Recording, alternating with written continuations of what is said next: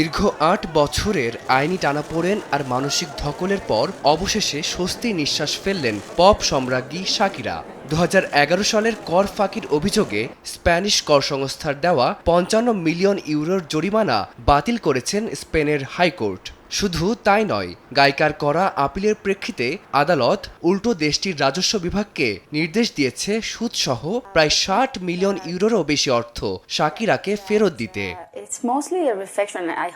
মামলার মূল আইনি লড়াইটি ছিল স্পেনের ট্যাক্স রেসিডেন্ট বা কর অধিবাসী হওয়ার শর্ত নিয়ে। স্প্যানিশ আইন অনুযায়ী কোনো বিদেশি নাগরিক বছরে ১৮৩ দিনের বেশি স্পেনে অবস্থান করলে তিনি করদাতা হিসেবে গণ্য হবেন। কর বিভাগের দাবি ছিল তৎকালীন বার্সেলোনা ফুটবলার জেরার্ড পিকের সাথে সম্পর্কের সূত্রে শাকিরা সে সময় স্পেনেই বসবাস করতেন। তবে হাইকোর্ট সাফ জানিয়ে দিয়েছে শাকিরা ২০১১ সালে ১৮৩ দিনের বেশি স্পেনে ছিলেন।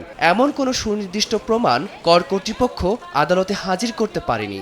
ফলে অনুমানের ওপর ভিত্তি করে দেওয়া ওই জরিমানা সম্পূর্ণ বেআইনি।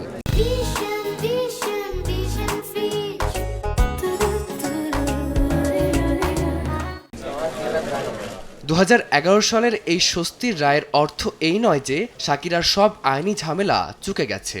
এর আগে ২০১২ থেকে ২০১৪ সালের মধ্যবর্তী সময়ে ১৪.৫ মিলিয়ন ইউরো আয়কর ফাঁকির আরেকটি মামলায় ২০২৩ সালের নভেম্বরে প্রসিকিউটরদের সাথে একটি সমঝোতায় পৌঁছান শাকিরা। বার্সেলোনার আদালতে দীর্ঘ বিচার প্রক্রিয়া এড়াতে তিনি সে সময় নিজের দোষ স্বীকার করে বকেয়া করের অর্ধেক অর্থাৎ প্রায় ৭.৩ মিলিয়ন ইউরো জরিমানা দিতে রাজি হয়েছিলেন।